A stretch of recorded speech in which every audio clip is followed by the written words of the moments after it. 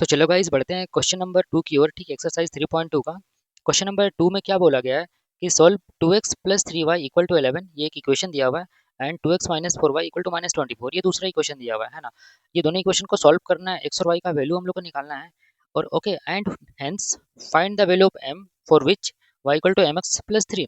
और ये इक्वेशन को जब हम लोग सॉल्व करेंगे ना, यहाँ पे जब हम लोग x और y का वैल्यू हम लोग निकाल लेंगे, वो वैल्यू को हम लोग को ये इक्वेशन में रखना है ताकि हम लोगों को m का वैल्यू मिल सके। ठीक है, क्वेश्चन में ये बोला है।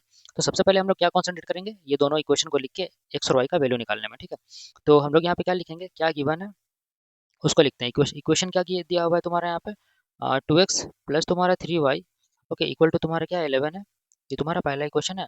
दूसरा तुम्हारा क्या है, 2x माइनस तुम्हारा 4y, ओके, इक्वल टू क्या दिया हुआ -24, ये तुम्हारा दूसरा इक्वेशन दिया हुआ है ना।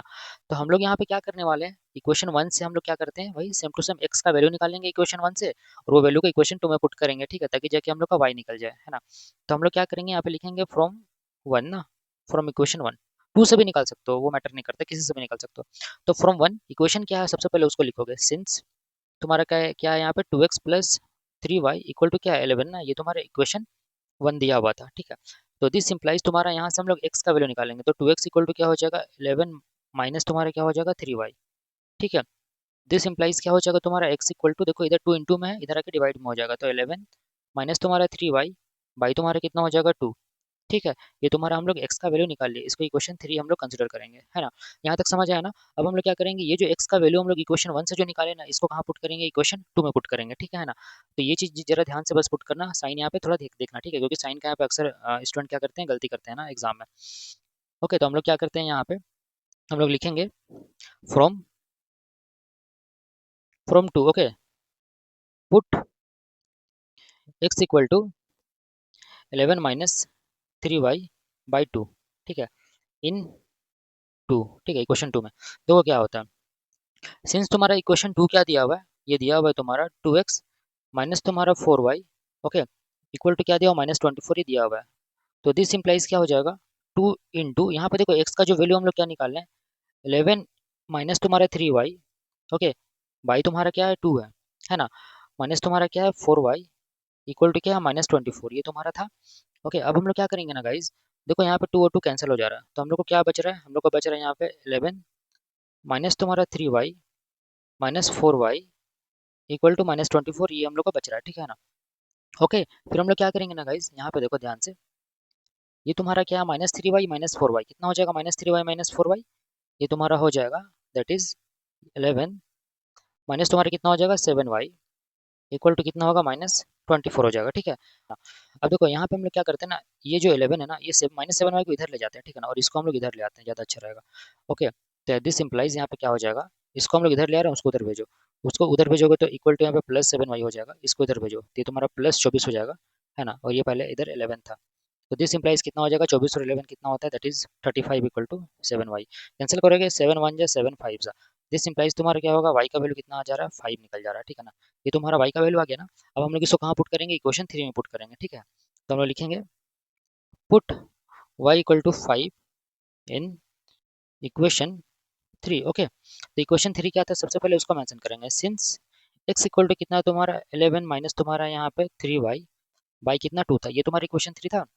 This implies x equal to क्या हो जाएगा 11 माइनस तुम्हारा 3 इंटू, देखो y का वैल्यू कितना 5 निकाले थे ना, 5 यहाँ पे हम लोग पुट कर रहे हैं, बाई तुम्हारा क्या हो जाएगा 2, तो इक्वल टू कितना हो जाएगा यहाँ पे 11 हो जाएगा, माइनस 3 बचे कितना होता है 15, 5 3 जा 15 बाई कितना हो जाएगा 2। ओके, दिस इम्प्लाइज क्या हो जाएगा x इक्वल टू, देखो 11 में से 15 जाए कितना बचेगा 4 बचेगा ना, बाई 2, बट यहाँ पे साइन किसका लगाएंगे, बड़ा ना क्वांटिटी, क्योंकि ये 15 तुम्हारा बड़ा है, मतलब माइनस होगा यहाँ पे। ठीक है, कैंसिल करेंगे कितना 2 जा, तो x का वैल्यू कितना हो रहा है तुम्हारा -2 हो रहा है। ठीक है, ओके, इतना हो गया ना गाइज। इतना होने के बाद गाइज देखो एक चीज हमेशा याद रखना, तो हम लोग को लास्ट में क्या लिखना रहेगा, हेंस x इक्वल टू तुम्हारा -2 एंड y इक्वल टू कितना निकाले थे हम लोग 5 ना, ये तुम्हारा क्या हो जाएगा, यही तुम्हारा हो जाएगा will be the what answer. Question में ये दिया हुआ है कि बोला गया है कि अगर तुम्हारा x और यहाँ से y का वैल्यू निकालो and hence find the value of m, हम लोग को m का वैल्यू निकालना है। ठीक है, फॉर विच इक्वेशन क्या दिया y equal to mx plus 3 दिया हुआ है, इक्वेशन क्या दिया y equal to mx plus 3। तो हम लोग क्या करेंगे ना, ये जो x और y का जो वैल्यू है उसको हम लोग कहाँ रखेंगे, यहाँ पे ये इक्वेशन में हम लोग पुट कर देंगे। ठीक है, तब जाके हम लोग का क्या निकल जाएगा m निकल जाएगा। ठीक है ना, तो इक्वेशन क्या था तुम्हारा y equal to mx plus 3। Okay, इसमें हम लोग पुट करते हैं। तो गाइज यहाँ पे जो मैं बोला ना x=-2 एंड y=5, ठीक है, ये तुम्हारा आंसर नहीं होगा, ठीक है। ओके, ये आंसर तब होता है जब हम लोग को यहाँ पे m का वैल्यू नहीं निकालने बोलता, बट हम लोग को क्वेश्चन में क्या बोला है कि x और y का जो वैल्यू आएगा ना उसको इस इक्वेशन में रखो, ठीक है ना, और m का वैल्यू निकालो, ये हम लोग को क्वेश्चन में बोला गया है। ओके, तो हम लोग क्या किए, x=-2 एंड y=5 हम लोग निकाल चुके हैं। तो हम लोगों के पास इक्वेशन ये दिया हुआ है, ठीक है, यहाँ से m निकालना है। तो हम लोग क्या करेंगे, ये जो वैल्यू है इसको हम लोग कहाँ रखेंगे, ये इक्वेशन में पुट करेंगे, ठीक है ना। तो सीधे यहाँ पे तुम लोग क्या लिखना, पुट x=-2 एंड तुम्हारा y=5, ठीक है ना, इसको इक्वेशन 4 मान लो, ठीक है, इन इक्वेशन 4, इन इक्वेशन 4 है ना। तो हम लोग को क्या मिलेगा, y का वैल्यू हम लोग लिखना, पहले इक्वेशन को लिखना, y= क्या था तुम्हारा, mx+3 था। ओके, दिस इम्प्लाइज क्या हो जाएगा तुम्हारा, y का वैल्यू कितना है 5 है, तो यहाँ पे 5 लिखेंगे, equal to m into x का वैल्यू कितना है तुम्हारा -2 है ना, -2 रखेंगे, प्लस तुम्हारा यहाँ पे क्या 3 है, ठीक है। तो दिस इम्प्लाइज क्या हो जाएगा, देखो ये 5 को इधर आने देना, equal to m into -2 that is -2m हो गया ना। ओके, प्लस तुम्हारा क्या होगा 3।